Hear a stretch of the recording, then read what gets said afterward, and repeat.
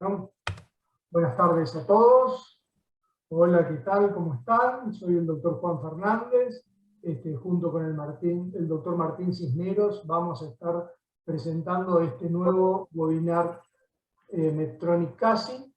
Tenemos una mesa muy linda, muy entretenida, desde el exterior, desde México, el doctor Alejandro Ricalde, y tres presentaciones: una presentación del doctor Pablo Oliva, una presentación del doctor Diego Busanti y una presentación del doctor Leandro Lazar.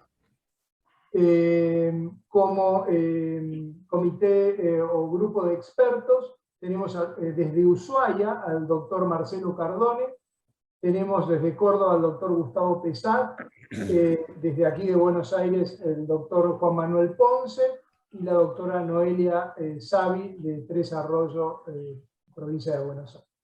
Así que vamos a dar el inicio. Iniciamos con una charla del doctor Alejandro Ricalde: cómo manejar la terapia antiplaquetaria dual en la vida real, en pacientes con y sin elevaciones del ST, cuáles serían las recomendaciones prácticas. ¿Qué tal, Alejandro? Muchísimas gracias, muchas gracias por la invitación, tanto a CASI como a Medtronic para estar con ustedes. Un saludo desde México y bueno, vamos a dar entonces inicio a esta plática que justamente nos vamos a enfocar en cómo manejar la terapia antiplaquetaria dual en la vida real, en pacientes tanto con como sin elevación del segmento ST, y estrategias y recomendaciones.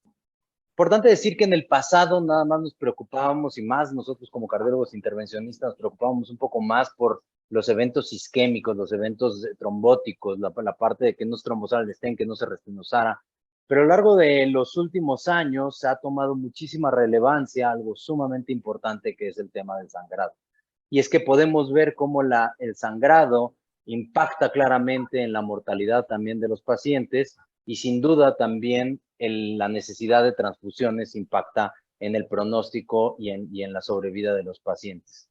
Entonces, hoy por hoy las guías se centran en este balance que tenemos que hacer entre el tratamiento, entre el riesgo isquémico y el riesgo hemorrágico, para saber cuál es la terapia antitrombótica ideal, cuál es la droga o el fármaco que debemos de elegir, por cuánto tiempo, y esto tiene que estar fundamentado y basado claramente en varias características, que son las características del paciente, la presentación clínica, las comorbilidades del paciente, si tiene que utilizar otros medicamentos y cuál fue la estrategia en la cual hicimos el procedimiento.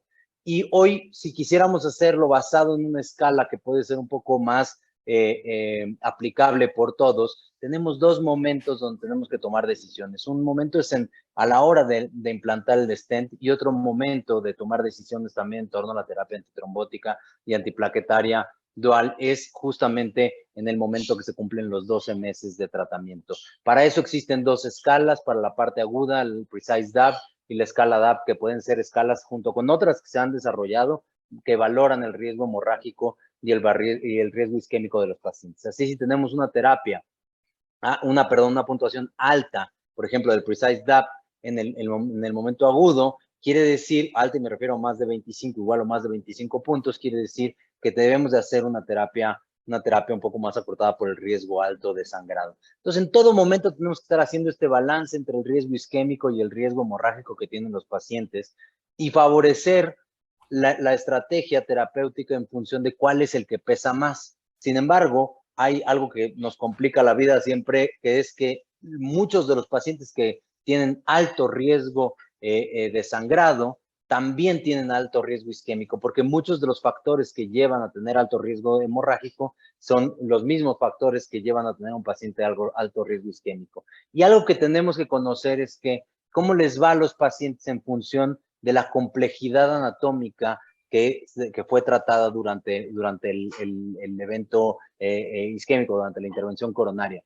Así, hoy sabemos, a lo largo de este metaanálisis interesante, que los pacientes, en términos de desenlaces isquémicos, los pacientes que no tienen riesgo de sangrado, pero que su angioplastía fue compleja, o que la enfermedad coronaria es compleja, esos pacientes tienen un beneficio de prolongar la terapia antiplaquetaria dual.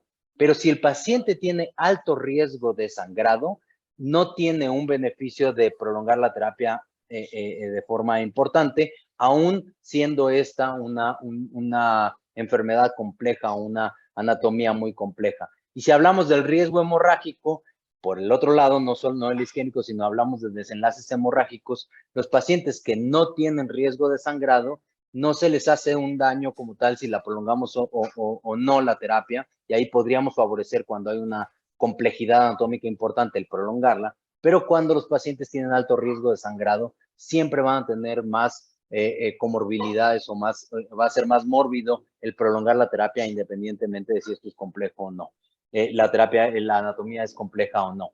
Hoy las guías en términos generales para los pacientes con elevación del segmento ST favorecen la terapia antiplaquetaria dual basada en el ácido acetilsalicílico todavía y seguida de o unida a ticagrelor o prasugrel sobre clopidogrel. Pero en pacientes que tienen alto riesgo hemorrágico debemos también de considerar que estas terapias son más potentes, pero también condicionan mayor riesgo de sangrado. Eso para los pacientes con elevación del segmento ST. Para los pacientes que no tienen elevación del segmento ST, ahora sí las guías ya estratifican la terapia y el tiempo de duración de la terapia en función del riesgo hemorrágico que tiene cada paciente. Siguen dando como primera línea en aquellos que no tienen riesgo hemorrágico la antiagregación dual basada en ácido acetilsalicílico o aspirina, más ticagrelor o prasugrel, sobre la terapia dual con clopidogrel. Pero si el paciente tiene alto riesgo de sangrado o muy alto riesgo de sangrado, la terapia dual debe de estar basada en aspirina más clopidogrel, y cuando es de muy alto riesgo de sangrado, incluso esta terapia dual antiplaquetaria se tiene que llevar a un momento mucho más corto. Para poder lograr estas estrategias y ser seguro, también tenemos que primero conocer cuáles son los factores de riesgo que hacen que un paciente tenga alto riesgo de sangrado. Algunos están fuera incluso de las calculadoras de riesgo que habíamos mencionado previamente, como el Precise DAP.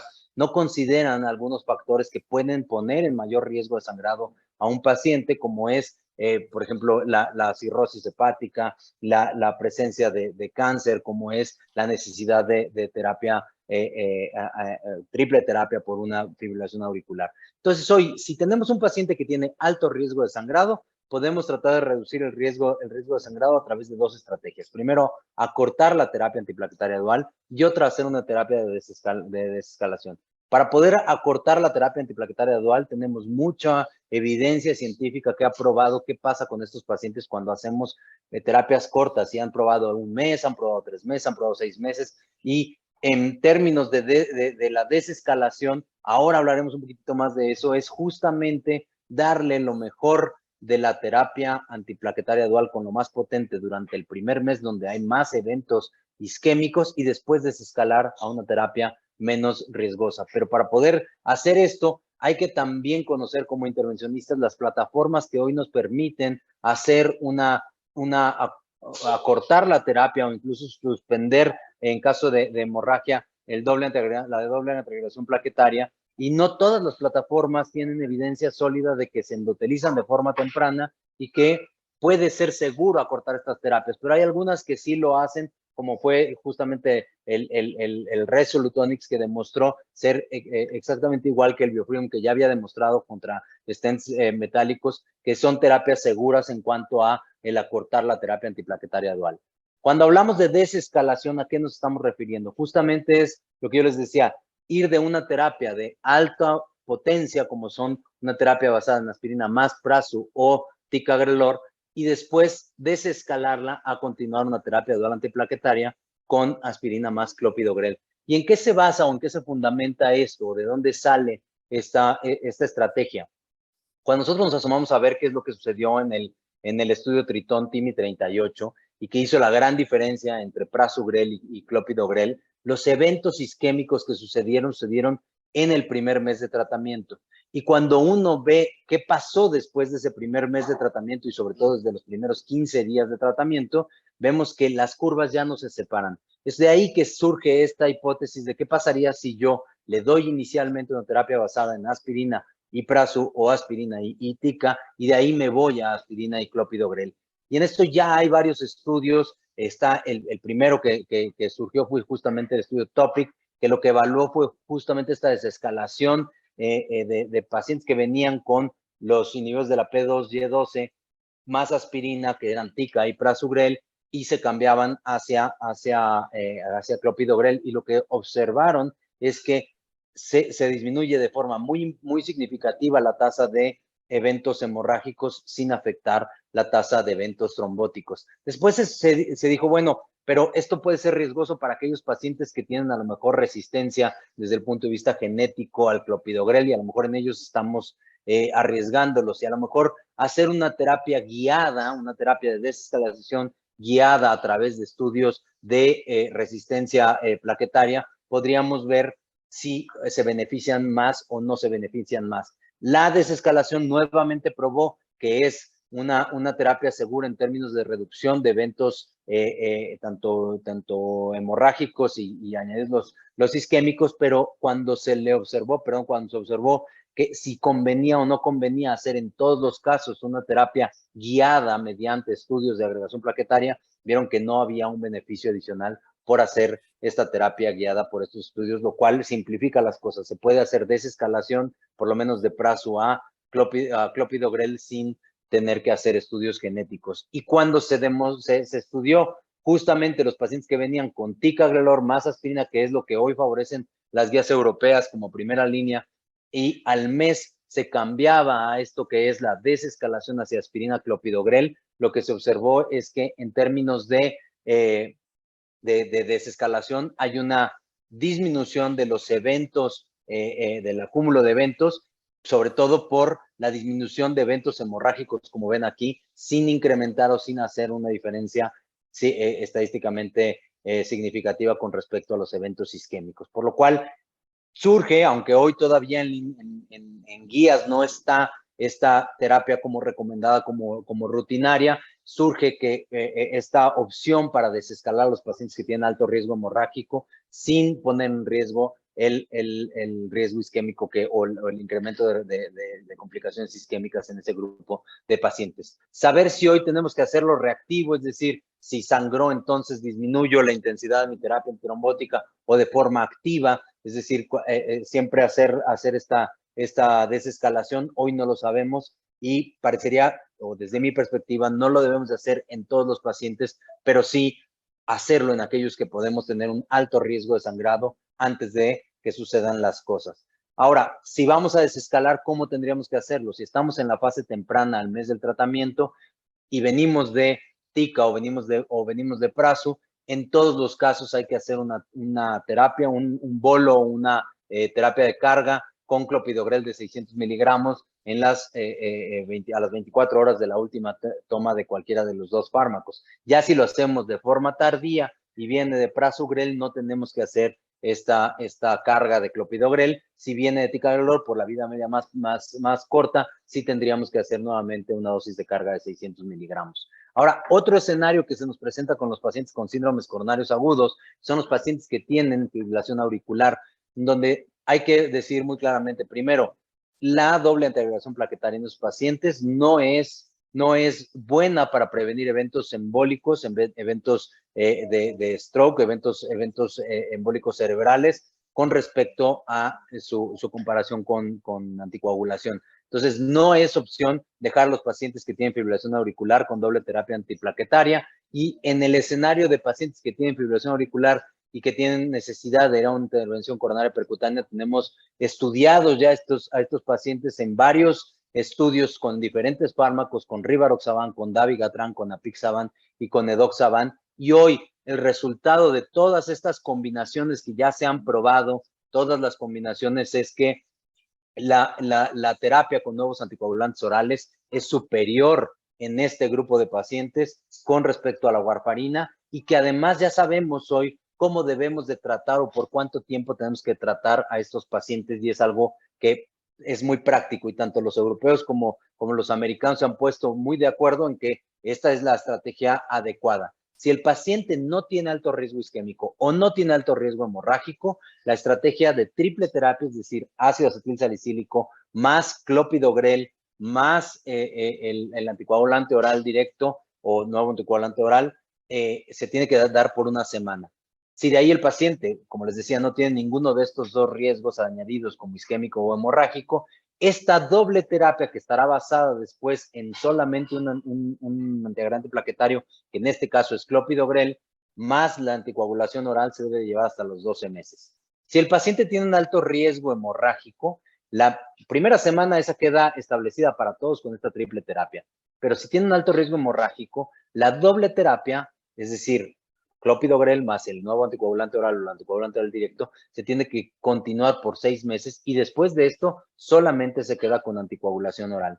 Y si el paciente tiene un alto riesgo isquémico, esta triple terapia de una semana se va hasta un mes, seguida de doble terapia hasta los 12 meses, y a partir de los 12 meses ningún paciente debería tener un antiagregante plaquetario y solamente quedarse con anticoagulantes. Si por el contrario lo que tenemos, porque esto es en la vida práctica, en la vida real se nos ponen todos estos escenarios, el que tiene alto riesgo hemorrágico, el que tiene alto riesgo hemorrágico, pero además tiene fibrilación auricular, y el que tiene alto riesgo isquémico, pero bajo riesgo hemorrágico. Y en ese caso, como es lo que vamos a ver a continuación, lo que tenemos que hacer es intensificar el tratamiento o el manejo antitrombótico. ¿Y por qué es que surge esto? Porque nosotros vemos que los pacientes que tienen alto riesgo y por más factores de riesgo que tenemos para hacer eventos isquémicos, se le va añadiendo mayor cantidad de puntaje a la probabilidad de tener un evento, un desenlace isquémico añadido. Conforme va pasando el tiempo, también va aumentando este riesgo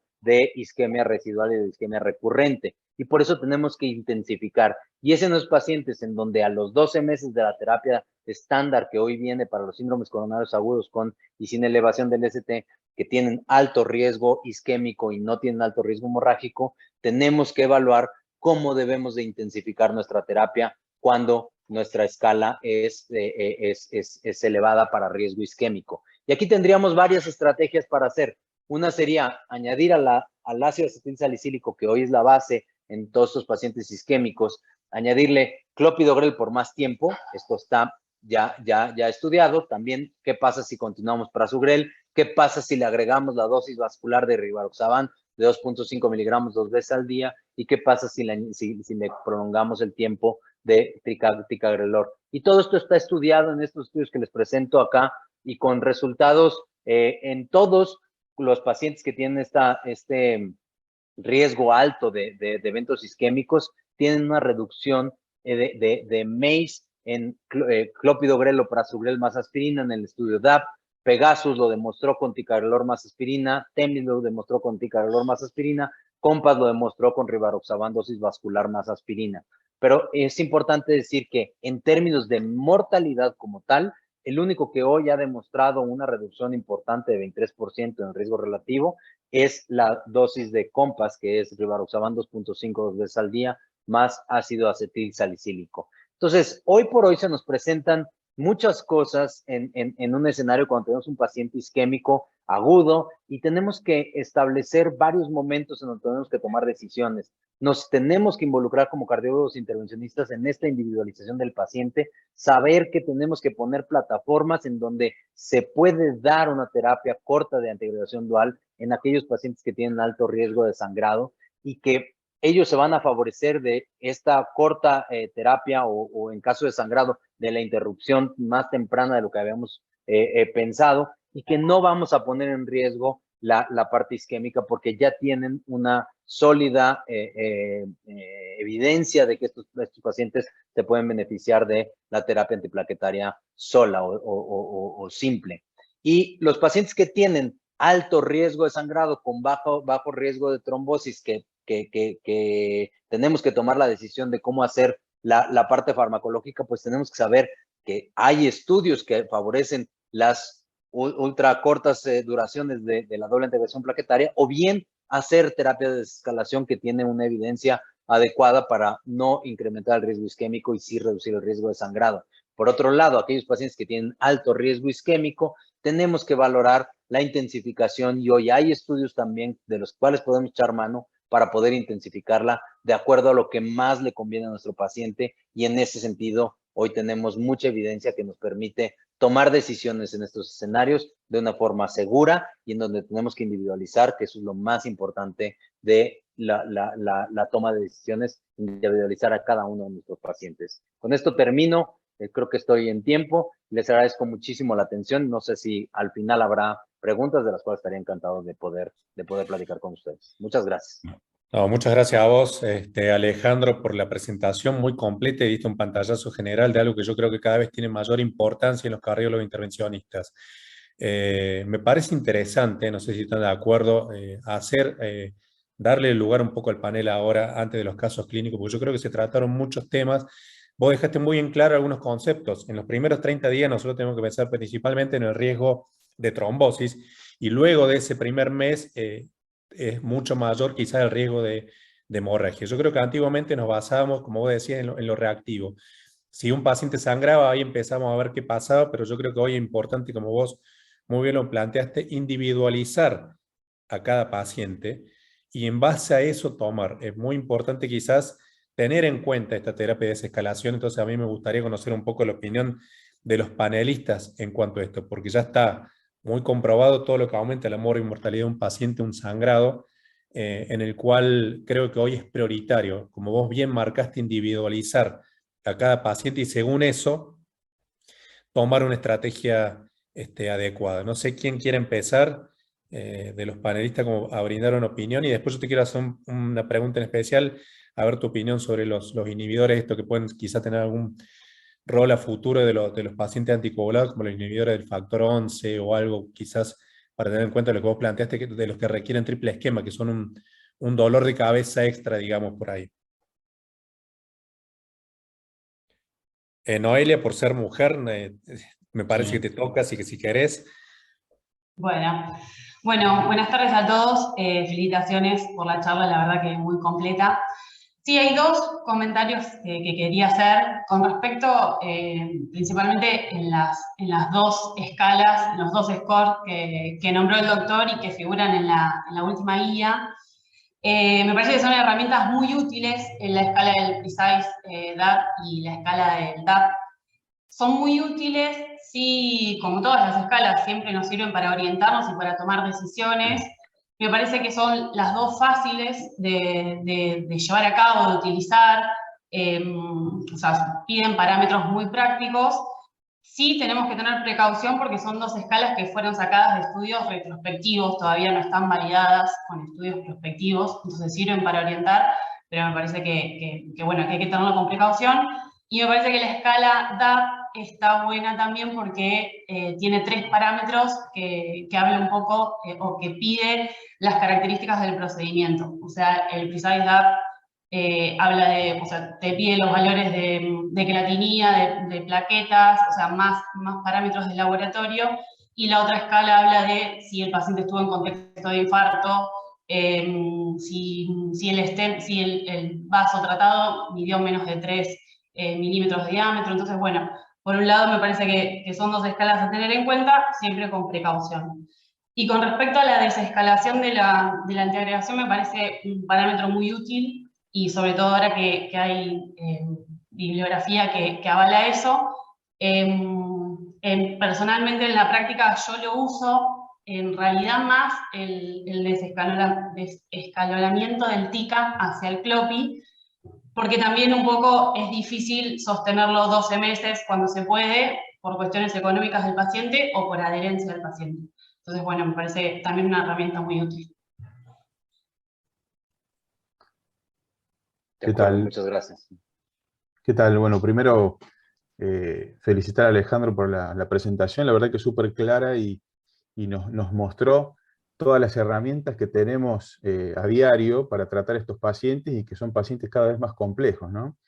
Yo tratando de llevarlo a lo que es el mundo real, que yo no sé cómo será en otras ciudades o en tu caso en México, saber si nosotros como cardiólogos intervencionistas contamos con las herramientas en el sentido de las prótesis, las plataformas, a la hora de definir a un paciente que tratar y después, como decía recién el doctor, el tema de la estrategia de antiagregación, muchas veces nos vemos con la barrera de que el paciente, la adherencia del paciente o la cuestión económica en cuanto a costos, Ni hablar si el paciente tiene que recibir también un anticoagulante de los nuevos, que bueno, el costo es realmente alto. Entonces creo que esto nos sirve para tener más herramientas a la hora de clasificar, pero creo que en el mundo real, a nivel de todo nuestro país, a veces cuesta llevar adelante un plan o una estrategia de integración de la manera que nos muestran estos ensayos, estos estudios o estos scores, que obviamente los resultados los muestran y que siempre pensando en el beneficio del paciente, ¿no? Gustavo, te hago una pregunta, Gustavo Pesa. Vos tenés mucha experiencia quizás por trabajar mucho con patologías agudas en el hospital con una gran casuística. En cuanto a la premedicación, digamos, una medicación, vos la sugerís, la carga antes de conocer la anatomía, ¿cómo se maneja usted en el hospital con respecto a la cardiología? Porque yo creo que la mayoría de nosotros ya recibimos un paciente que hicimos durante mucho tiempo, fomentamos la premedicación y ahora quizás estamos reevaluando esto, que no es tan beneficioso hasta no conocer la anatomía.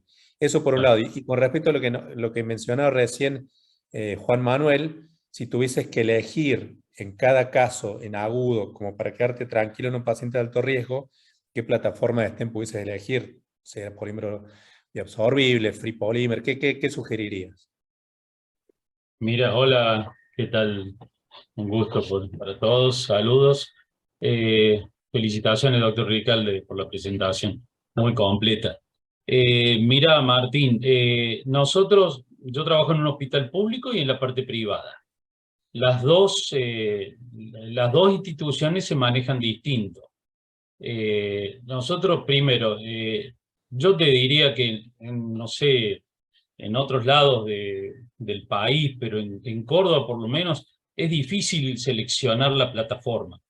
Uno preferiría seleccionar plataformas bioabsorbibles, estén de última generación, pero nosotros la realidad es de que el stent que llega a través de, ya sea de nuestro en la parte pública, el Ministerio de Obras Sociales, es el stent que se utiliza.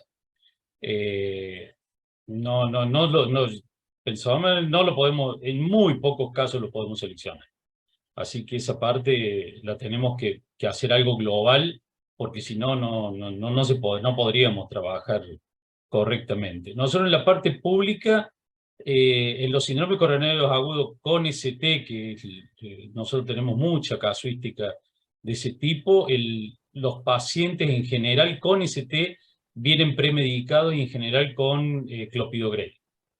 Porque en general son del interior, están a una hora y pico, o sea, el paciente ya viene premedicado y generalmente con clopidogrel, en la parte pública. Si tuviéramos un síndrome coronario agudo sin elevación del ST, yo personalmente, no es la conducta de todos los especialistas del servicio, preferimos no hacerle carga de clopidogrel previa a conocer la anatomía. Te encontrás muchas veces que tienen lesiones de tronco muy complejas, múltiples vasos, los cuales van a cirugía y son un problema, por lo menos un problema importante para el cirujano a la hora de tomar la decisión, y más si el paciente se pone inestable. Entonces terminamos a veces haciendo angioplastia de un vaso culpable solo y dejando los otros para ver qué hacemos, o sea, porque ya tenía la carga de la doble antiagregación en esos casos. Y después por el desescalonamiento, nosotros lo hacemos naturalmente de hace un tiempo largo, porque inicialmente los infartos agudos los tratamos con prasu o ticagrelol, que tenemos en el servicio de hemodinamia, y aproximadamente unos 10 días se le da al paciente el ticagrelol o el prasugrel, y luego se desescalona automáticamente a clopidogrel, aspirina, porque en la parte pública no contamos con la administración de tica ni de prasu. O sea que sí o sí lo tenemos que desescalonar. Y la verdad que nos ha ido bien. Las únicas trombosis agudas que hemos tenido o procesos isquémicos ha sido porque el paciente no ha recibido la dosis. Sí. Durante 2 o 3 días hemos tenido 2 o 3 casos este año, pero pacientes porque han abandonado la medicación, no con la medicación, ¿no? Bueno, eso más o menos globalmente. Bien. Marcelo Cardone, te hago una consulta. ¿Y cuánto influye, cuán conforme quedas vos con la técnica, digamos, de una angioplastia después que saliste de una urgencia o de un cuadro agudo en cuanto a la elección del antiagregante que vas a utilizar? Está muteado.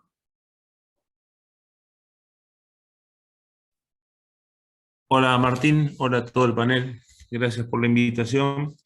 Martín, vos te referís a la conformidad. En general, yo recibo pacientes tanto del hospital público como los que consultan espontáneamente a la guardia.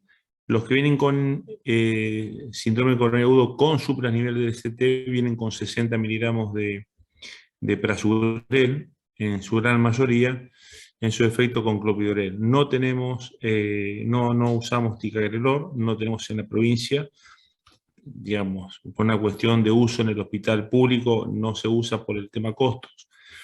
Y lo mismo comparto lo que decía Gustavo, el desescalonamiento lo hemos hecho prácticamente en forma empírica, a partir del mes o del tercer mes del tratamiento con prasugrel, y a veces por necesidad de paciente de bajar los costos. No sé si tu pregunta era con respecto a la conformidad de cómo conformo yo, es más o menos lo que decía Gustavo. No, por ejemplo, porque vamos a hablar de como si fuese, digamos, un descalonamiento al revés. Muchas veces los pacientes, como decía, en una urgencia vienen con clopidogrel, por lo menos lo que nos llega a nosotros, la mayoría de los pacientes con clopidogrel, con carga realizada por ahí, cuando ya vienen de una unidad coronaria o de otro. Y si vos le das importancia para si tenés que hacer un switch al revés, digamos, aumentar a lo que tiene un mejor beneficio con respecto a la trombosis, como el prasugrel que vos nombraste, o el TICA, por más que no se utilice, si tenés en cuenta cómo te fue, digamos, con la angioplastia, o si tuviste que tocar el tronco o algún valor extra así, digamos, que tiene que ver específicamente con la técnica, Sí, para hacer algún switch, ¿y cómo lo haces, digamos? ¿Con media sí. carga completa? ¿Cómo lo harías? No, yo hago la carga completa, y los casos en los que hago el switch son los pacientes que tienen una oclusión total, o sea, los consideramos complejos como la oclusión total, en un infarto o una bifurcación o vasos de pequeño calibre y estén de más de 20 milímetros. Entonces en esos pacientes automáticamente lo switchamos a prasugrel, los que consideramos que son de alto riesgo de trombosis subaguda, y le damos la dosis de carga de 60 miligramos de prasugrel. No hago la media carga, y en general esos pacientes ya vienen con 600 de clopidogrel del hospital. Son pocos, porque ya nosotros nos encargamos, cuando tenemos las muestras, de acopiar y llevárselo al hospital para que lo tengan en la guardia y para hacer los 60 miligramos de prasugrel, ¿no? Entonces, como es una ciudad chica y tenemos contacto permanente con la guardia del hospital, y nuestra guardia tienen el acopio de prasugrel, consideramos que es beneficioso por la velocidad en la cual se genera la antiagregación y el poder antiagregante, ¿no?, que tiene, versus el cropi. Pero bueno, a veces sí nos pasa que tenemos que switchar. Bien. Alejandro, ahí te había quedado una pregunta pendiente de tu opinión sobre por ahí lo que se está viendo algunos análisis, no con muchos estudios, pero con la inhibición del factor 11. Y aparte, otra cosa, me gustaría tu opinión.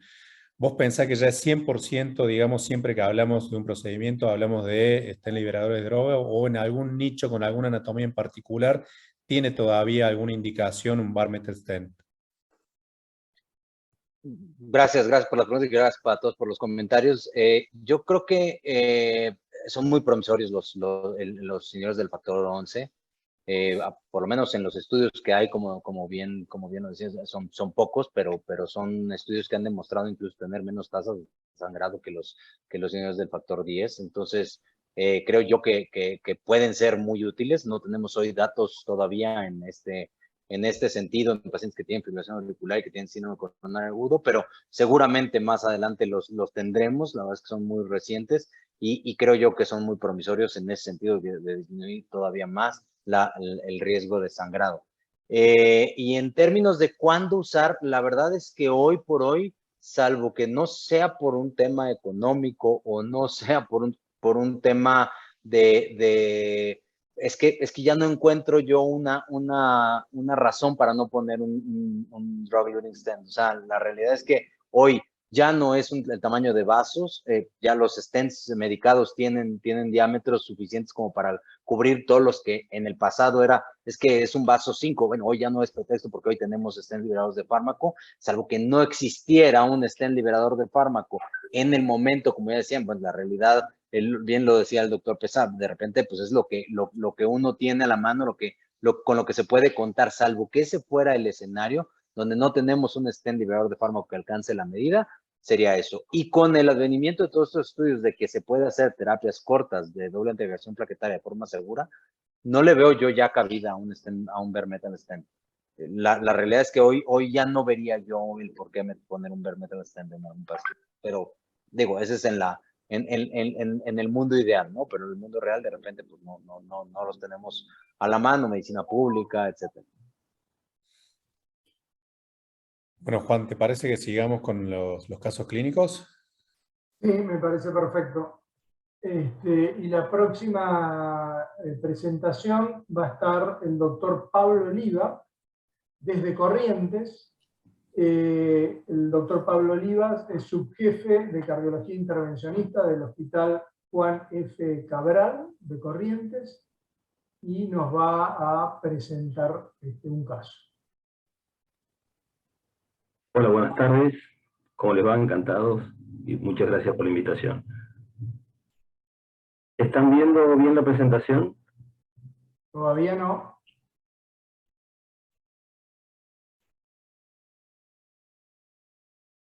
¿Y ahora?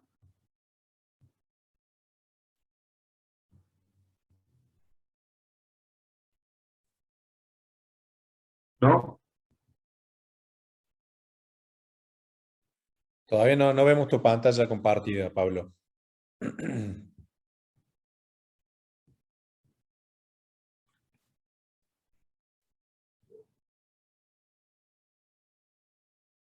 Ahí está empezando a compartir, ahí está. Ahí sí.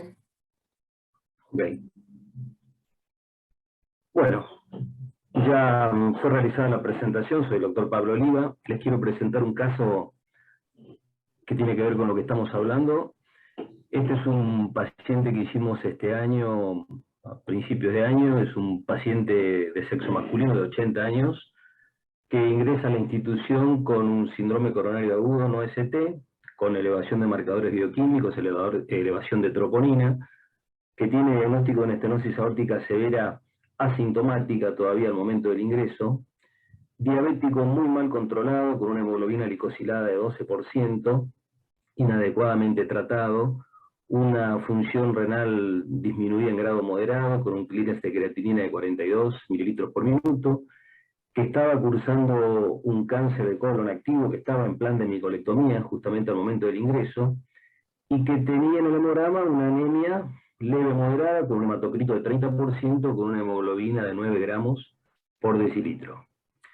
Ingresa a la sala de hemodinamia, vemos inicialmente una lesión, una descendente anterior bastante fina, de calibre, con una ateromatosis leve y calcificada y con una estenosis en el tercio medio, en una bifurcación no compleja, comprometiendo no la rama diagonal ni el segmento proximal del descendente anterior, sino un anillo bien cortito, una lesión focal en el ostium del descendente anterior, como lo podemos ver ahí en la foto detenida. Y en la arteria coronaria derecha, en el segmento distal, una lesión que parecía un poco más culpable del evento, una lesión un poquito con efecto Hassiner, probablemente un trombo, disección, pero en definitiva una lesión también focal, anatómicamente sin demasiadas particularidades. De manera que el primer planteo, más o menos como ya fue charlado acá, era definir un poco en este paciente, no solo la estrategia, sino la duración del tratamiento antiplaquetario, luego que le hagamos la intervención, y como siempre para esto, por supuesto, tenemos que tener en cuenta balance isquémico con balance hemorrágico, como se habló. Así que tuvimos en cuenta estos datos, estas recientes evidencias, estos recientes scores de la Sociedad Europea de Cardiología, que definiendo de acuerdo a la complejidad de la enfermedad coronaria del paciente, los categoriza como en alto riesgo trombótico o moderado riesgo trombótico.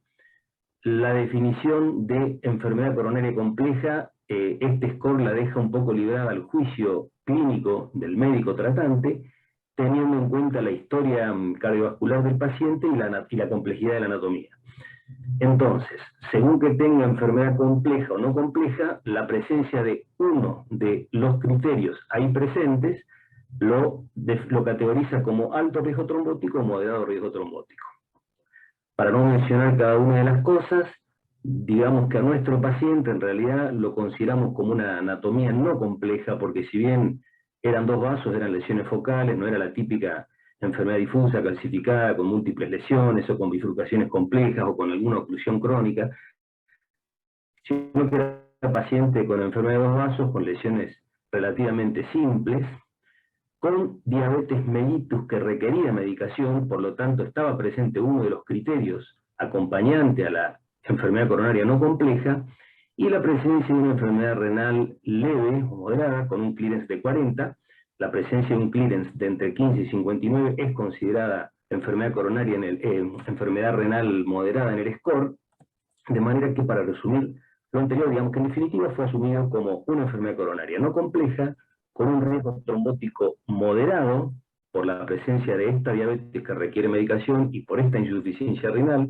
con un clearance menor de 50, si a esto uno le suma algunos otros criterios de los scores tradicionales, como que el paciente era un paciente mayor de 65, era un paciente de 75 años, y que estaba en el contexto de un síndrome coronario agudo con elevación de marcadores bioquímicos, digamos que era un riesgo moderado, alto, pero al menos moderado de riesgo isquémico o riesgo trombótico. Al mismo tiempo, también para definir la duración de la terapia antiplaquetaria y la estrategia, tuvimos en cuenta este score que todos los conocemos, que es la Academic Research Consortium High Bleeding Risk, o sea, cómo definir a un paciente de alto riesgo de sangrado posterior al implante de stent. Tiene este score, más o menos todos lo conocemos, tiene distintas variables clínicas, y a cada variable le va dando la categoría de criterio menor o criterio mayor. Edad mayor de 75, que el paciente tenga enfermedad renal, que tenga enfermedad hepática, que tenga un cáncer activo. Como ya dijo Alejandro, el cáncer activo es cualquier cáncer que esté diagnosticado dentro de los 12 meses, siempre y cuando no sea un vaso celular, un espinocelular. Que el paciente tenga anemia, que tenga un recuento de plaquetas bajo, que tenga un stroke isquémico o hemorragia intracraneal dentro de los 6 o 12 meses, que tenga el diagnóstico de una malformación arteriovenosa cerebral, que tenga una diátesis, que tenga transfusiones, que tenga presencia de anticoagulantes, que tenga uso habitual de no esteroides, o que tenga la cirugía planeada, antiplaquetarios, era el último criterio. Y nuestro paciente tenía edad mayor de 75 años, tenía enfermedad renal, tenía un cáncer activo, estaba anémico, tenía una hemoglobina de 9, y tenía una hemicolectomía en plan, que lógicamente iba a tener que hacerse probablemente con la persistencia de antiplaquetarios. Así que, cuando analizamos los diferentes criterios, vemos que la definición de la Sociedad Europea de la Academic Research Consortium es considerar a un paciente como de alto riesgo de sangrado cuando tenía 2 criterios menores o al menos un criterio mayor para considerarlo de alto riesgo de sangrado. Nuestro paciente tenía más de 75 años, tenía 80, era un criterio menor, tenía insuficiencia renal con un clearance de 42, también era un criterio menor, y tenía 3 criterios mayores porque tenía un cáncer activo, tenía una hemoglobina menor de 9 y tenía una cirugía programada a corto plazo porque estaba con un cáncer de colon que ya estaba en plan de cirugía.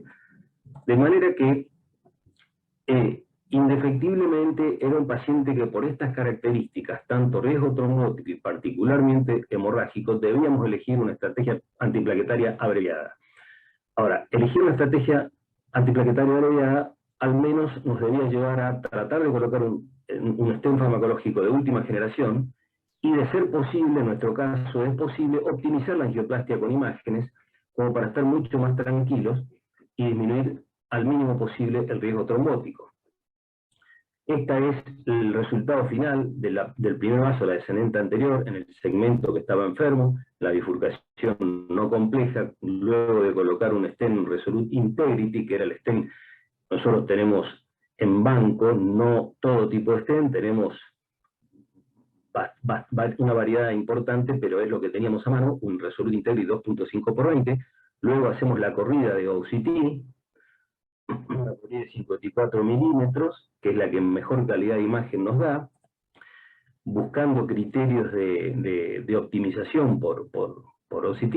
Algunos de ustedes, si está familiarizado con esto, conoce esta figura porque es un gráfico muy conocido en las guías OCT de cómo se debe valorar una expansión óptima, y los criterios son estos: tener una expansión mayor al 80%, teniendo en cuenta el área mínima de stent sobre el lumen de referencia proximal o distal, es decir, lo que se llama expansión relativa. Para ser óptima debe ser mayor al 80%, tener una expansión absoluta, un área mínima de stent mayor a 4,5 milímetros cuadrados, es un criterio de optimización. Nuestro paciente tenía 5,5, como les voy a mostrar ahora. No tener una disección importante, ausencia de prolapso de placa, y tener una aposición adecuada, definida como aquel segmento que tenga, por lo menos debe tener menos de 0,4 milímetros en una longitud menor a 1 milímetro para considerarse aposición adecuada. Todos estos criterios deben estar presentes para decir la angioplastia fue optimizada por imágenes. Esta es la imagen de la descendente anterior. Vemos lo que le decía, la expansión debe ser mayor al 80%, nosotros tenemos una expansión de 100%, tenemos un área de 5,5 milímetros cuadrados, tenemos el stent bien simétrico, con una posición perfecta. Todos estos puntitos, cuando son de color blanco, indican que están bien adheridos a la pared y nos indica aposición adecuada. Por lo tanto, teníamos elementos ya, al menos en la descendente anterior, como para considerarlo una angioplastia óptima. No teníamos protrusiones, no teníamos disecciones, de manera que estaba el resultado óptimo en la descendente anterior. Colocamos también un stent, el mismo stent de 3.0 por 20 en el segmento distal de coronaria derecha, y esto es la imagen de OCT de la coronaria derecha, donde vemos realmente de nuevo una excelente optimización, una expansión del 100%, un área de 6.23, y todos los puntitos blancos que marcan la posición adecuada, sin presencia de protrusión, sin presencia de disección. La evolución del paciente fue dejarlo con doble antiagregación plaquetaria 30 días, luego lo seguimos con monoterapia con clopidogrel. A los 40 días el paciente se realizó la hemicolectomía sin eventos trombóticos, sin necesidad de suspender clopidogrel, se mantuvo el clopidogrel durante la cirugía no cardíaca. Luego se lo siguió con clopidogrel como monoterapia. Actualmente el paciente está en plan de TAVI. Y yo diría los mensajes finales, que me parece que son los motivos un poco que pueden dar lugar a la discusión, sabemos que la doble antiagregación plaquetaria por 1 año, por 12 meses, es el tratamiento establecido para angioplastia con stent farmacológicos en síndromes coronarios agudos. No obstante, la nueva generación de stent, la optimización de la angioplastia y el adecuado balance del riesgo isquémico hemorrágico podrían favorecer la monoterapia después de 30 días en pacientes con alto riesgo de sangrado. Decimos podrían porque en realidad, si bien hay bastante información, todavía estas informaciones no figuran en las guías de recomendaciones como tales.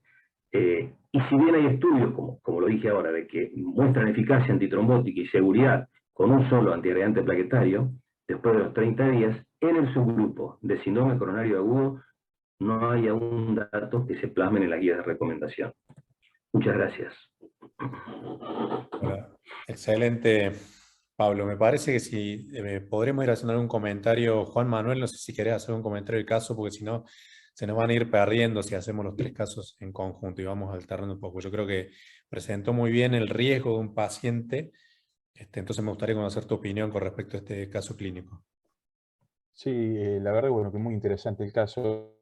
Bueno, acá como el doc mostró una herramienta más, que es la imagen a la hora de definir la efectividad en angioplastía o el resultado en angioplastía. Lo único que quería preguntarle es en cuanto a la lesión de bifurcación de descendente anterior, que la rama diagonal es una rama fina. ¿Tomaste alguna medida en especial con esa rama? ¿Decidiste tratar de protegerla? Bueno, porque vimos el resultado, vimos la OCT. Quería solamente eso porque me parece que es un ramo a tener en cuenta, ¿no? La verdad que no. Colocamos un stent teniendo en cuenta diámetro de referencia distal, y pensamos después, en todo caso, si se comprometía la rama, recruzar y y tratarla como una bifurcación, pero lo que hicimos fue colocar el stent directamente en la descendente anterior, quedó muy bien, y no la tratamos de entrada como una bifurcación compleja, con protección de 2 cuerdas y demás. Ujú. Y en el caso de que hubieras tenido que tratar esa rama, Doc, ¿qué hubieras planteado? ¿Balón con droga o no sé? Bueno, si lo hubiésemos tenido que tratar porque crítico, después de poner el stent hubiésemos hecho lo habitual, o sea, hubiésemos recruzado, hubiésemos abierto celdas, seguramente hubiésemos puesto un stent o no y terminar con kissing, con pot, con todo lo habitual. Pero fue una filosofía provisional, como se dice, y terminó siendo una angioplastia con un solo stent. Bien, bárbaro. Te hago una pregunta, Pablo. Si de no haber sido, digamos, la necesidad de la cirugía por el cáncer de colon, ¿vos hubieses tratado lo mismo, los 2 vasos, y hubieses modificado tu doble antiagregación por más tiempo, o lo hubiese tratado igual por el análisis de riesgo que hicieron? No, este paciente, si no hubiese sido que tenía el cáncer de colon y la cirugía por delante, creo que ni siquiera le hubiésemos hecho OCT. Tal vez lo hubiésemos tratado como una angioplastia convencional, con stent, estaba en contexto de un síndrome coronario agudo, hubiese quedado con aspirina clopidogrel por 12 meses, como cualquier otro paciente. No era tampoco una anatomía tan compleja. Lo que hizo este paciente, un caso interesante, es que un paciente que estaba con un cáncer activo, anémico, 80 años, y se tenía que operar sí o sí a los 30, 45 días, entonces teníamos que tener la seguridad de que no se vaya a tapar todo después de colocarle un stent. Tampoco podía recibir los antitrombóticos más potentes, tenía una de las contraindicaciones para recibir prasugrel porque tenía 80 años, no disponemos mucho de ticagrelol a veces en la institución, y no es una droga que nos resulte muy fácil darle al paciente y que adhiera. Así que nos pareció la mejor alternativa a esto. Teníamos la posibilidad de optimizarlo con imágenes y por eso fue que lo hicimos así. Pablo, una consulta. Después del mes de doble antiagregación, la decisión de dejarlo con clopi en vez de aspirina, ¿eso fue consensuado con el cirujano? ¿Cómo? Porque habitualmente los cirujanos son un poco reticentes a operar con clopi, y bueno, creo que la decisión estuvo buena, pero siempre hay que pelear un poco con los cirujanos en ese sentido. ¿Eso cómo fue? ¿Fue charlado antes? ¿Cómo fue? Ni siquiera fue charlado porque el paciente se opera no en nuestra institución de la cirugía no cardíaca, se va a otro centro, así que un poco el cirujano sigue las recomendaciones que uno le dice. Nosotros tenemos más, todo lo que tenga que ver con sangrado digestivo, parece que está mucho más relacionado a la aspirina que a clopidogrel, entonces si se tiene que quedar con un antiplaquetario, preferimos que se quede con clopidogrel, y fue lo que se lo transmitimos. No fue una discusión así álgida, nada por el estilo. Martín, ¿puedo hacer una pregunta? Sí, Diego, ¿cómo te va? Dale. ¿Cómo andan, chicos? ¿Qué haces, Pablo? Tanto tiempo. ¿Cómo estamos? Pablo, escúchame, te hace una consulta. La decisión de haber hecho OCT en la angioplastia, en este tipo de paciente, que por ahí lo hemos tomado como conducta, ¿no fue para repetirla al mes y ver endotelización y en ese caso quizás hasta suspender toda la antiagregación? No, la verdad que no lo pensamos así. Lo hicimos pensando en hacer la angioplastia mejor posible por lo que tenía el paciente por delante y no volver a controlar a los 30 días, porque era otra vez un método invasivo, el paciente tenía que hacerse una hemicolectomía, no fue eso lo que pensamos, no.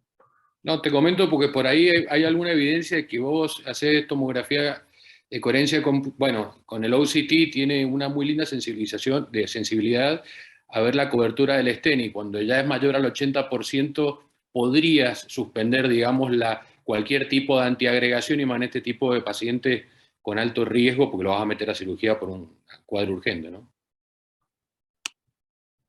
Está bien.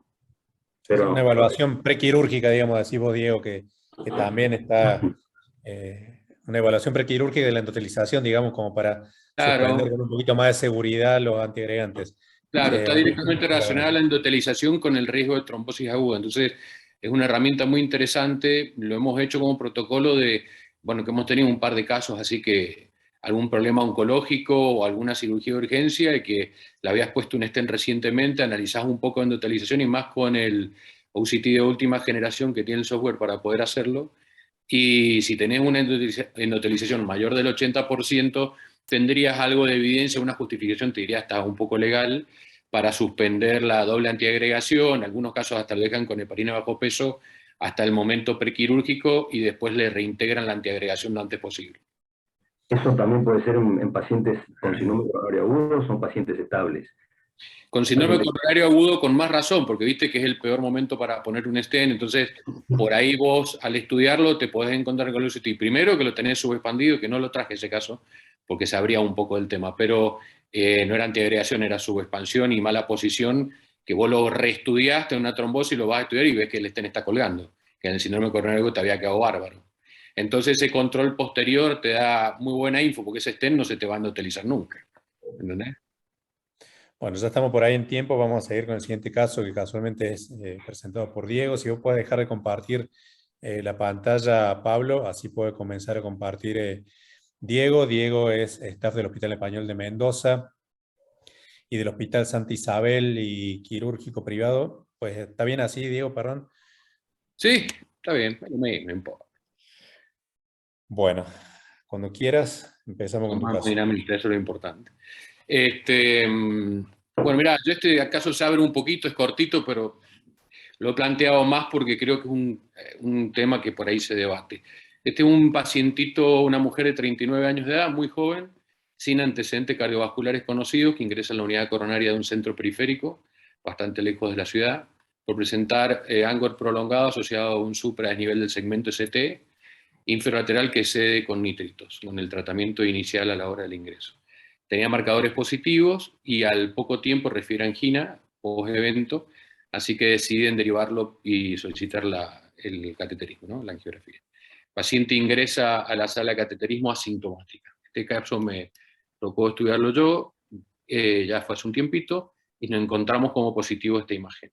No sé si alcanzan a ver bien la imagen, no traje imagen y dinámica, pues no tenía mucho sentido. Fíjense principalmente la arteria circunfleja, esto fue lo que nos llamó la atención. No encontramos otro hallazgo más que esto, no se veía calcio, una chica muy joven, sin ningún tipo de antecedente, sin ninguna comorbilidad y sin ningún antecedente familiar que sabemos que por ahí puede tener algún tipo de relación directa al síndrome coronario agudo. Así que esta fue una oblicuo anterior derecha y vimos el marcado calibre, la alteración del calibre de la arteria, y con un afinamiento difuso desde el segmento ahí medio al segmento distal. No sé si presento todo, quieren hacer algún comentario.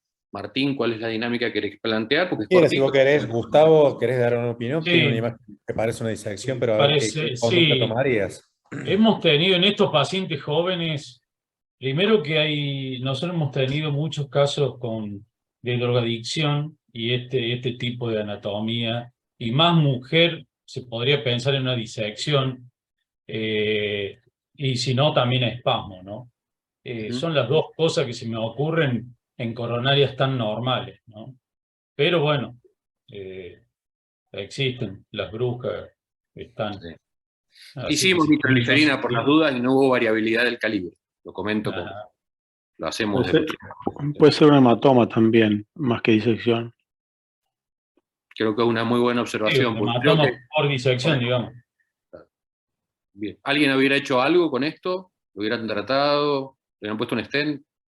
¿Lo hubieran antiagregado, anticoagulado? No sé. Estaba asintomática la chica, ¿eh? No, yo personalmente no, pero no sé. Es una duda que siempre te queda. Si tenés imágenes, me parece que... Claro, si tenés posibilidad de hacer una imagen... Asintomática. ¿Vos hubiese tomado alguna conducta terapéutica o conducta expectante? ¿Cómo? No, Marcelo le pregunto ya, porque preguntó si es asintomática la paciente. Entonces le pregunto si vos hubiese tomado una conducta expectante o alguna conducta terapéutica o algún método de imágenes para corroborar un poco el diagnóstico. En el caso estrictamente mío no tengo otro método de imagen para hacer. En una angina post-infarto con esta imagen la trataría. Sintomática. ¿Qué la trataría, Doc? Hay una angioplastia con stent. El tema que es una chica de 39 años y ahí te llevas por lo menos 2 stents, ¿no? Es muy largo. No sé, y de bajo calibre lo distal. Yo la esperaría, digamos. Yo no la trataría. Personalmente, ¿no? Más vale que se puede discutir. Alejandro, Ricalde, ¿estás viendo el caso? ¿Te gustaría dar alguna opinión? ¿Qué conducta tomarías, digamos, como para hacerlo en Digo, concreto? coincido, lo ideal sería hacer imagen endovascular para entender bien qué es lo que está pasando.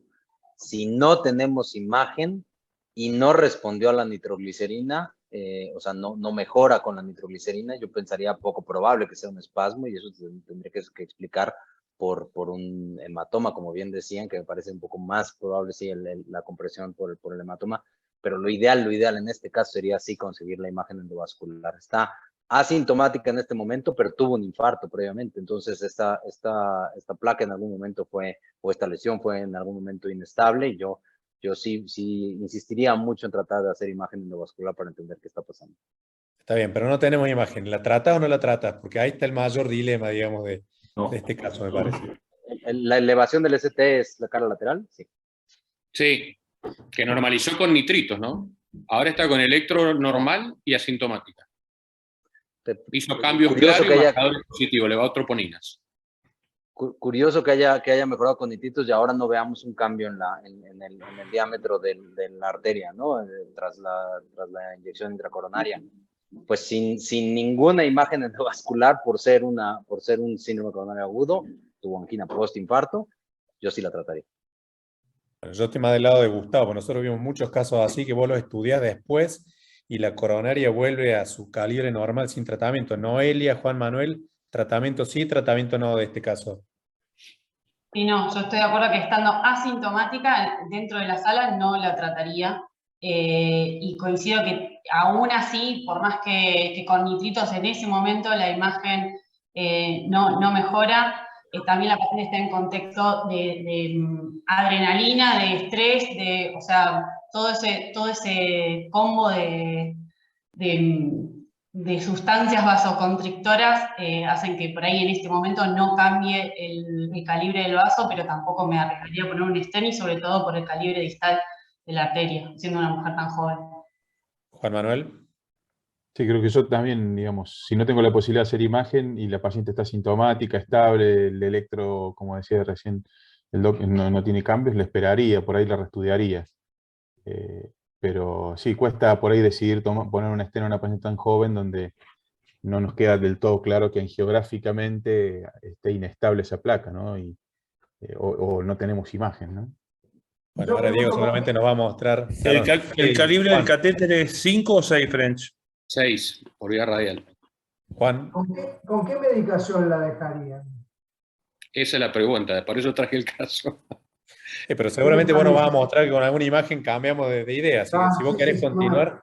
Le sigo, como quiera. Yo eso mandalo vos. Bueno, mirá. Claro, depende del tratamiento de lo que sospecharon. Si pensás que es una disección, nosotros las dejamos anticoaguladas. Y las reestudiamos los 3 meses. Pero bueno, si pensaron que era, no sé, y hay que dejarle bloqueante cálcico, algún bloqueante cálcico importante, como verapamil, o sea, el combo, digamos. Me parece. Yo haría eso, no la trataría. Y otra cosa, por más que con las imágenes veamos un hematoma o una disección, también hay que ver si se trata o no se trata. Yo creo que por ahí la imagen nos da el diagnóstico, nos pone el punto de qué tiene, pero no sé si me daría a mí el tratarla o no tratarla. Bueno, avancemos, Diego. Así. Dale. Mirá, bueno, nosotros tenemos imágenes y en este caso yo decidí no hacerle imágenes, estaba asintomática y el electro normal en ese momento ya llevaba un par de horas asintomática, porque entre que la trasladaron y todo el circo, y decidí no hacerle imágenes. Les explico por qué. Tuve una mala experiencia en hacer imágenes en un caso así y entré en una falsa luz y se me complicó feo. Así que nosotros lo que decidimos hacer es no hacerle nada, es decir, la dejamos con antiagregación, doble antiagregación. Acá están todas las preguntas que discutimos, por eso ya sigo, porque ya se discutió. Así que la recitamos y la mandamos con clopidogrel, aspirina, rosuvastatina, IECA y beta bloqueante. Tomamos conducta expectante y sí la citamos para un nuevo cateterismo con tomografía. En este caso lo hicimos a los 2 meses y medio, casi 3 meses, por un tema meramente administrativo y un seguimiento muy cercano. acá sigo si querés. Preguntaré si creen que cambiarían la conducta o están de desacuerdo. Yo estoy, lo vamos a justificar, por supuesto. ¿Cómo? ¿Te puedo hacer una pregunta? La que quieras. Sí, dale, Juan. ¿Cómo no? ¿Y una evaluación no invasiva? También lo puse ahí, si harían FFR o harían alguna otra cosa, o cámara gamma, que viste que el FFR en síndrome coronal agudo no es una buena alternativa. Pero en el follow-up, ¿no? Que vos la querés seguir. A Sí, ver, también puede ser. ¿Tomografía de Sí. tipo multicorte con algo, Juan? tal cual, sí, una tomografía multicorte, porque si hay También. algún tema, lo vas a resolver ahí. Lo vas a Lo que ver pasa ahí. es que, lo Sí, que no. pasa que la sí, decime. No, lo que decía es justo la tomografía, vos sabés que nos tocó un caso similar, pero de tronco, y bueno, de tronco ostium DDA. Y bueno, la mandé ante la duda, porque ya venía bastante baqueteado el paciente, un muchacho joven de 39 años también, y lo mandé a tomografía, y la tomografía me marca que tenía una obstrucción en la DA, y lo programé para angioplastia pidiéndole el stent. Cuando entramos no tenía lesión coronaria, o sea, había sido un espasmo y a pesar de todo la tomografía me había mostrado que tenía, y eso que había pasado bastante tiempo. Pero bueno, los espasmos y estas cosas son bastante complejas de entender, ¿no? Y, Sí. lo tuyo, Diego, lo único que no le hubiera puesto es el beta bloqueante, pero lo hubiera dejado con bloqueante cálcico por las dudas sea, Pensando que era espasmo. sí, pensando que era espasmo. Bueno, nosotros la reestudiamos, como te digo, esta es la arteria que nos encontramos. Claro, sí, excelente. Sí. Es lo que pasa Entonces, la mayoría de las veces cuando uno sospecha de este tipo de cuadros, ¿no? Totalmente. Así.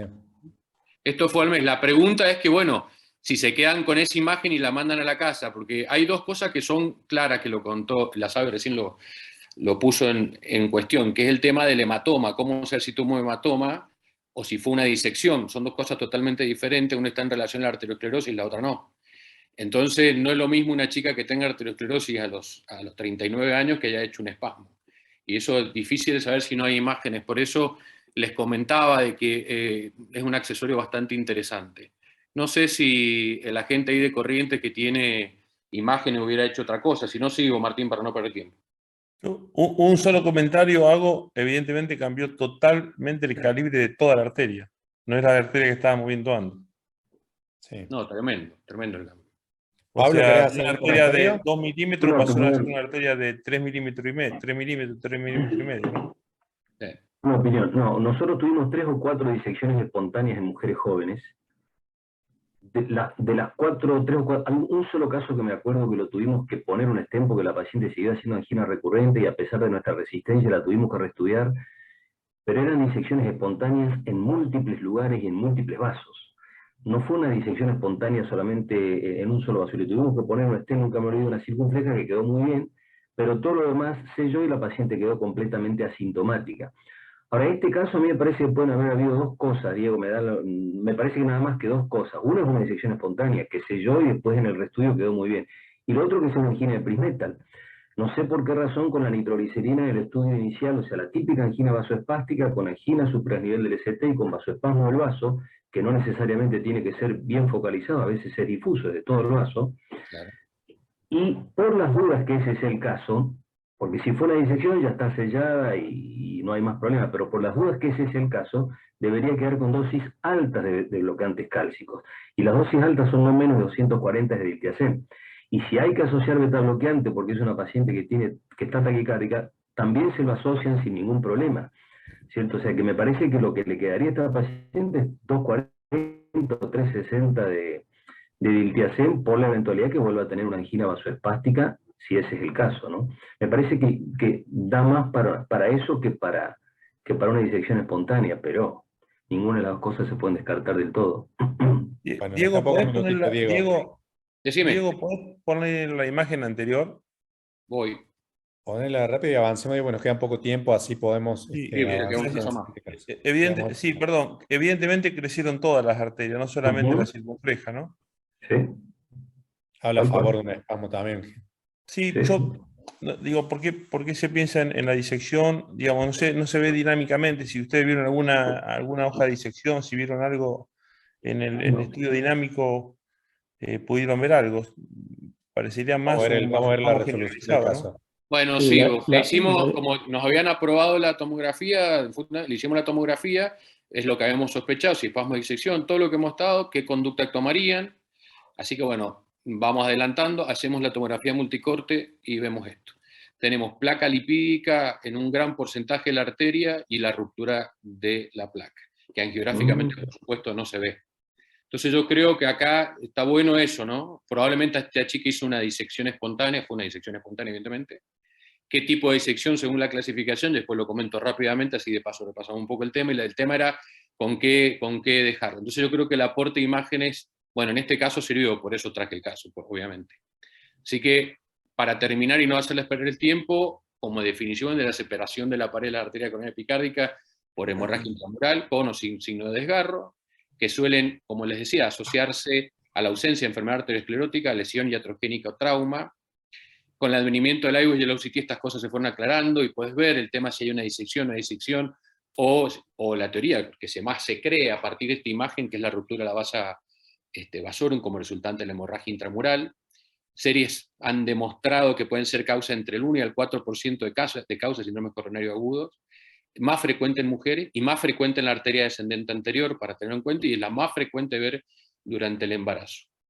Y esta es una pequeñita clasificación de cómo se ve por tomografía y los distintos tipos. La primera normal, la tipo 1, que fíjense que es la que más, una de las más frecuentes, que es la más difícil de ver, cómo se ve por la tomografía.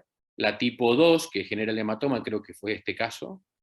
Y la tipo 4, que genera ya la obstrucción. Lo paso rápido para no hacerles perder tiempo. Así que, bueno, es eso, es cómo tratarlo, cómo seguirlo, que el aporte que da es la imagen. Y el tema de los antiagregantes, hay varios, leí antes de esto, y que bueno, creo que el clopidogrel es lo más consensuado a poder dejarlo, no tanto la anticoagulación, pues con el tema del hematoma hay una gran discusión que se la dejo a los expertos para que lo cierren. Y creo que la angioplastia es la primera estrategia si hay un compromiso de flujo con María.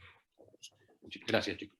Genial el caso. Alejandro, con lo que dejó ahí picando Diego, porque Sí. también lo nombró Gustavo, y yo creo que es controversial el tema. Un paciente que vos no lo vas a tratar.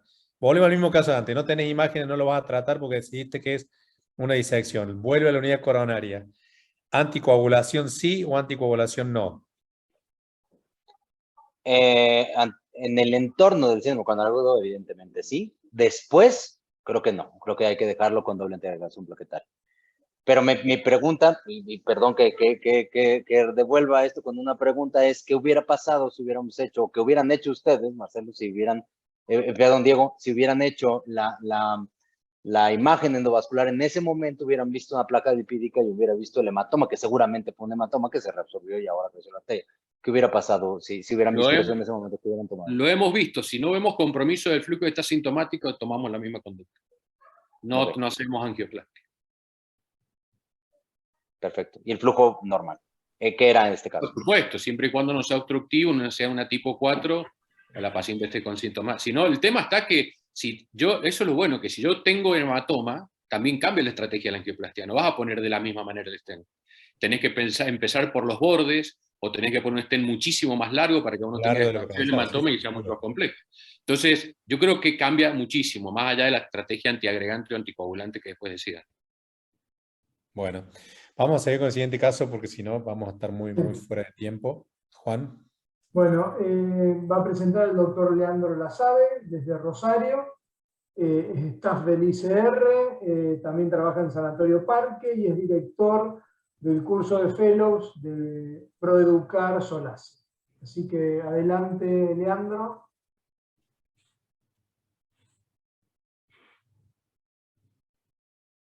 Bueno, muchas gracias por la invitación. Buenas tardes a todos. Sabiendo lo que estaba Pablo y Diego antes, que iban a traer seguramente casos como trajeron sumamente interesantes, yo traje algo más simple y más, seguramente con un poco menos de discusión. Bueno, este es un paciente de 67 años, hipertenso, dislipémico, tabaquista, que comenzó con angina clase funcional 2 a 3 meses antes, y sin otros antecedentes cardiovasculares y sin antecedentes, otros antecedentes patológicos. Ingresa a nuestro instituto luego de tener 2 o 3 episodios de angina de reposo. Se lo cataloga como un síndrome coronario agudo sin elevación del ST, ahora vamos a ver el electro, y en el laboratorio Estaba toda la química normal, solamente que tenía troponina elevada y un tocamiento de función renal con una de 47 y creatinina 1,7 que le daba un clearance de creatinina de 49. En el electrocardiograma de ingreso tenía un bloqueo de rama derecha y tenía T negativas aquí en B5 y B6.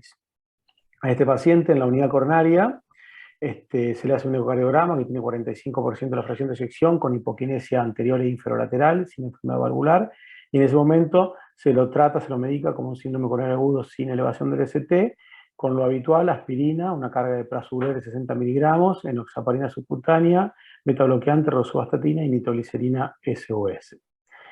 A este paciente se le pide una sinocoronagrafía, que se la hace 12 horas después aproximadamente, porque ingresó a la madrugada. Pero antes de eso, yo hago una pregunta que me parece que la podemos discutir al final si hay tiempo. Este es un paciente de 63 años, sin ningún antecedente, sin antecedentes sangrados y sin antecedentes cardiovasculares o oncológicos. Ingresa por un síndrome coronario agudo sin elevación del ST, troponinas positivas, con hipoquinesia anterolateral en el electrocardiograma, y la pregunta que se puede hacer en este momento es si la doble antiagregación la hacemos antes, o sea, durante la unidad coronaria, o después de conocer la anatomía. Esa la dejo ahí pendiente. En este caso nosotros se la hizo en la unidad coronaria con carga de prasugrel, pero yo dejo esa pregunta ahí pendiente, que se puede discutir después. Bien, se hizo el estudio, la angiografía por vía radial. Como se ve, una coronaria derecha que no es dominante, una enfermedad muy difusa, moderada, severa, con puntos de mayor severidad, bien difusamente enferma, y en la coronaria izquierda, que es dominante, tiene una lesión severa del tronco de la coronaria izquierda, una trifurcación, con una lesión, en otras proyecciones se ve mejor, parece una lesión severa ostial, con mucha calcificación en la descendente anterior, una lesión aquí en el ramo intermedio, y una lesión severa también aquí en esta circunfleja dominante. Vamos a otra proyección. Acá se va a ver mejor la lesión del ostium de la circunfleja, la lesión del ramus intermedio y la lesión del tronco distal. En esta proyección craneal se ve, además de la lesión del tronco, una enfermedad difusa descendente anterior, muy calcificada. Aquí podemos decir que es moderada o puede ser un poco más, pero fundamentalmente en el segmento proximal de la descendente anterior. En los scores de tratamiento anatómico de este paciente, el Syntax le da 27, probablemente sea un poco más, esté un poco subestimado este Syntax.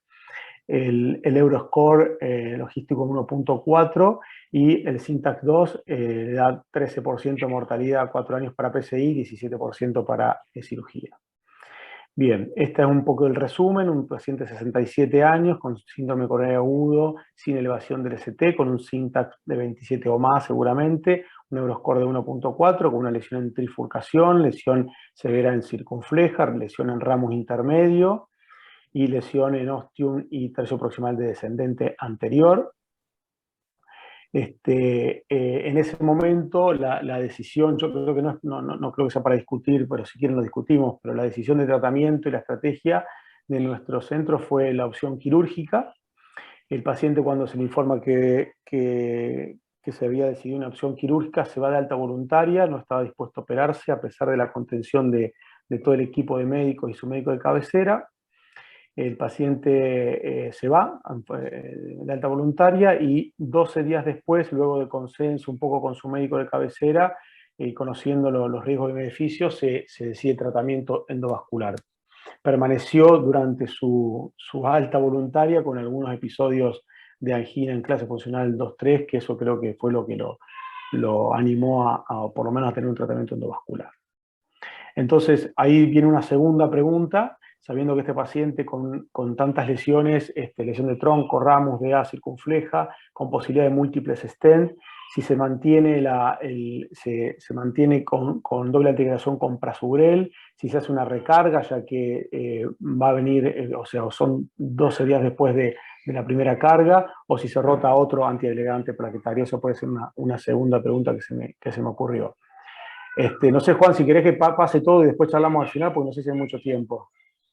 Sí, dale, pasa todo. Dale, sí, bueno. Bueno, el tratamiento acá lo que hicimos fue a través de lo que pensamos a través de un acceso radial, modificar la placa, sobre todo la placa muy calcificada de tronco y DA, con balón no complaciente o con Rotapro si fuera necesario, tratar el ramus, tratar el segmento medio de la descendente de la circunfleja y tratar la trifurcación. Lo que habíamos pensado es 2 stents hacia descendente anterior y circunfleja y provisional al ramus, y esto guiado con IBUS.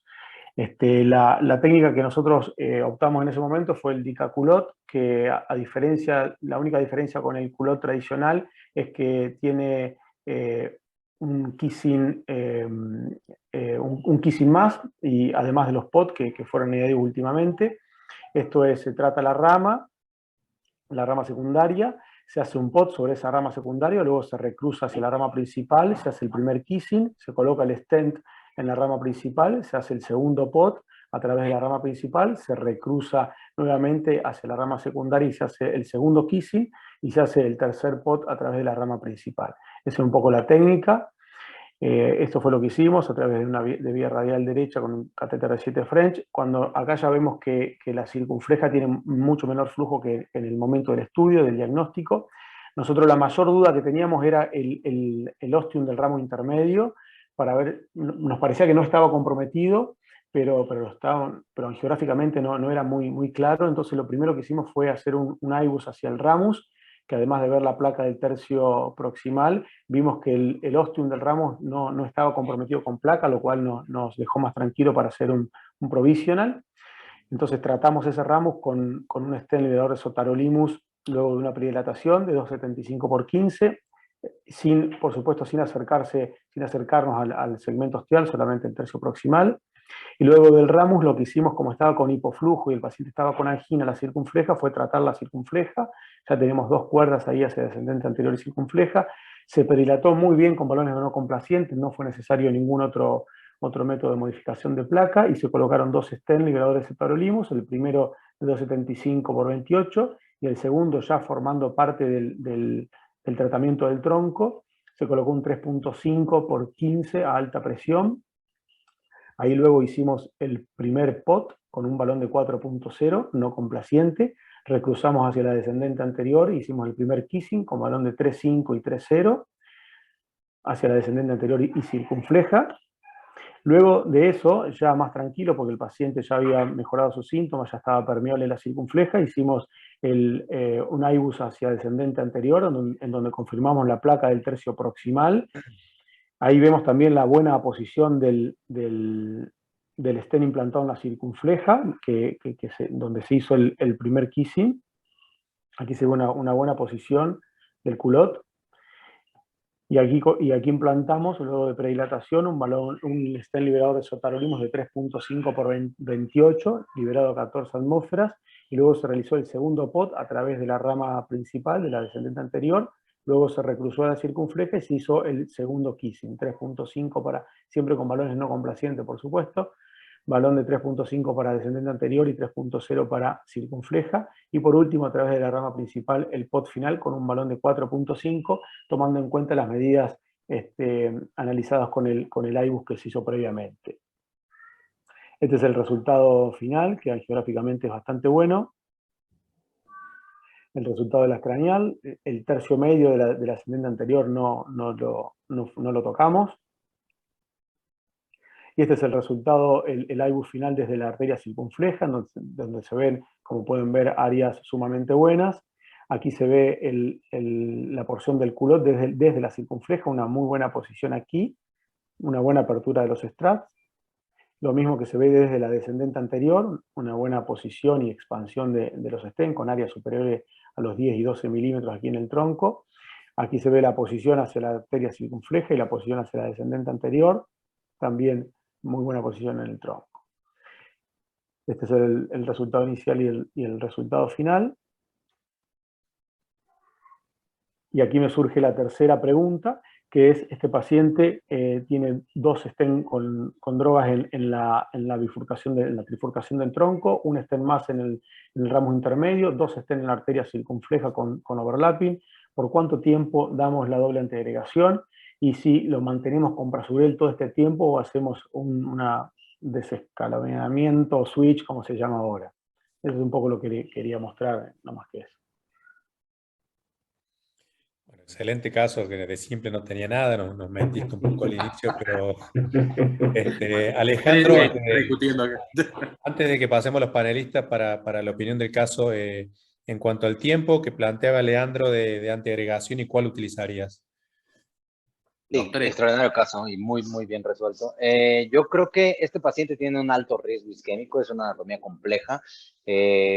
En cuanto a riesgo hemorrágico, no lo calculo ahorita, pero no le veo tanto riesgo hemorrágico, entonces predomina el riesgo isquémico, es un síndrome coronario agudo, se tiene que dar 12 meses. Y yo creo que solamente me quedaría la duda de cuánto es la depuración de creatinina, tenía 1.78 de creatinina. 49 era el clearance de creatinina, Ale.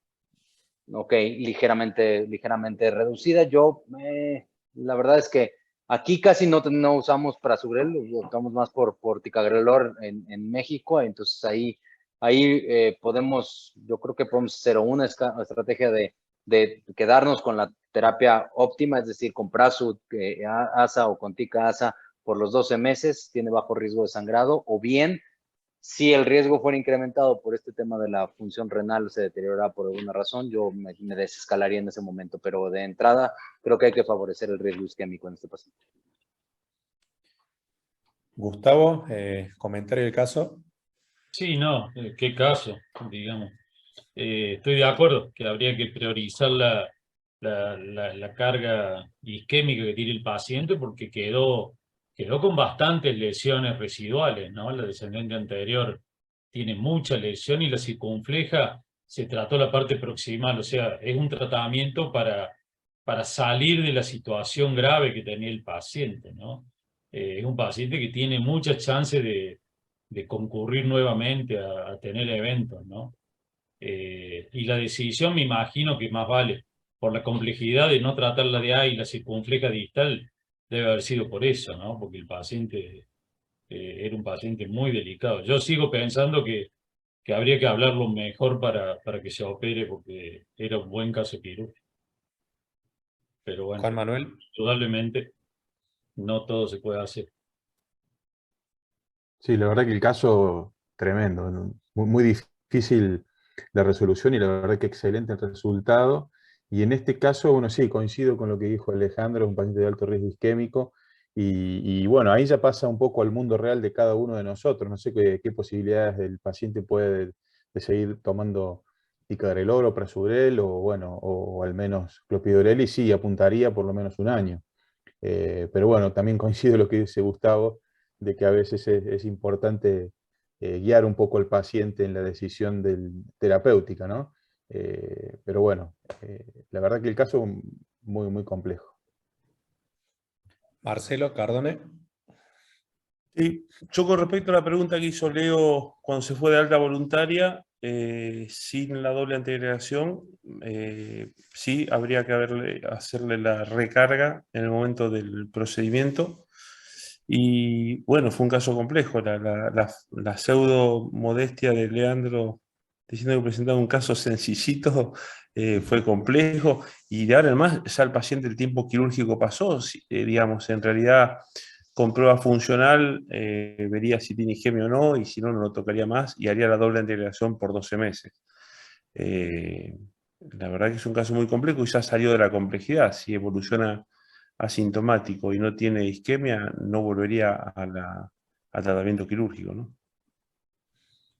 Noelia, tu opinión de cómo lo manejarías y si querés opinar algo sobre la técnica realizada, si hubiese hecho lo mismo, si hubiese elegido alguna otra técnica de bifurcaciones. No, creo que estoy de acuerdo con todo lo que fueron diciendo. La técnica y la resolución, totalmente de acuerdo también. Sí, con respecto a lo que habían planteado, no le hubiera dado Prasugrel en la unidad coronaria, pero bueno, eso por ahí depende más de unidad coronaria. Sí hubiera hecho la carga nuevamente de Prasugrel, y sí, bueno, totalmente de acuerdo con 12 meses de tratamiento de doble antiagregación con Prasugrel, si el paciente tiene adherencia de mantenerlo. Tiene bajo riesgo hemorrágico, pero sí le agregaría un inhibidor de la bomba de protones como para prevenir, porque no está de más, por la edad, por todo. Eso. Una preguntita, a ver, para todos. ¿Al año todos le suspenden la doble antiagregación? ¿Todos le paciente yo no suspenderían? estoy tan Sí. seguro. Viene al consultorio y dice, bueno, llegó un año, ahora dejo el Prasugrel o...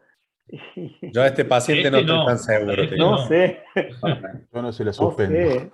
Para mí, Yo para trataría de decirle, mí, un bueno, esperamos un paciente- mes más. Bueno, ahí podemos desescalonar a clopidogrel 6 meses más. Claro.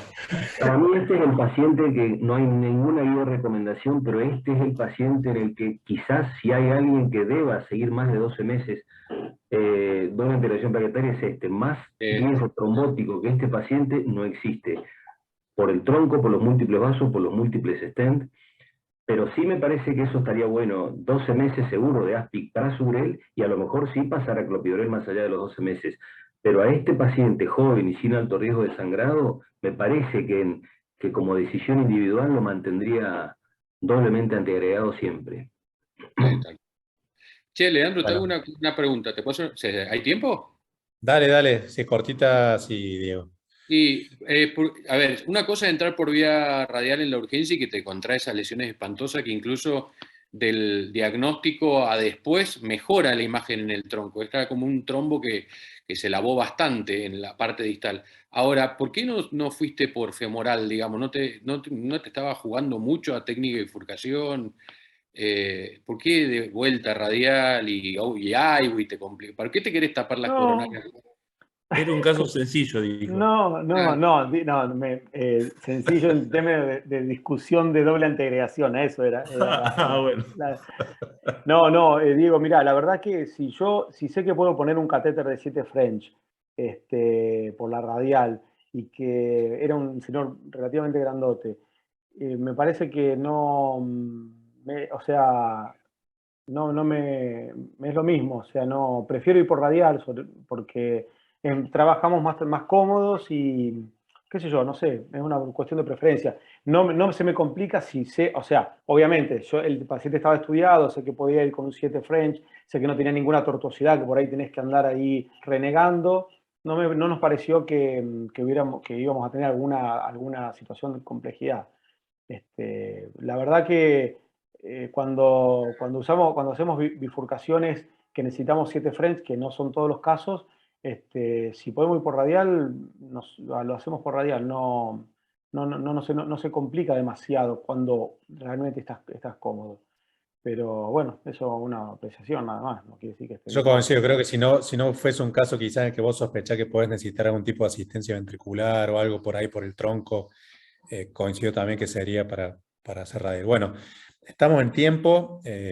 Nada más que agradecer principalmente a todos ustedes por tomarse el tiempo. La verdad que ha sido una jornada de casos y de presentaciones muy enriquecedora, casos espectaculares en los cuales nos han dejado mucha enseñanza. Yo creo que como mensaje final, lo que empezamos diciendo, siempre hoy tenemos que analizar caso por caso, paciente por paciente, para una evaluación adecuada de lo que es riesgo isquémico versus riesgo hemorrágico, y las guías ya no tienen tanta prevalencia general, sino individualizar cada caso y en base a eso tomar las determinaciones que necesitamos según cada paciente. De mi lado, agradecerles nuevamente, agradecer a Medtronic por permitirnos este tipo de jornadas y seguir aprendiendo día a día de lo que hacemos y de lo que amamos hacer. Va a aparecer una encuesta que siempre es útil, si la pueden llenar, tomarse unos segunditos más, nos ayuda a nosotros a seguir mejorando. Así que muchas gracias, buenas noches a todos, esperamos vernos pronto, sea de forma presencial cada vez más y virtual, sin duda que nos ayuda a estar en contacto con amigos de tan lejanas tierras como México, que siempre el intercambiar opiniones de distintos lugares yo creo que es muy enriquecedor. Así que muchas gracias y saludos a todos.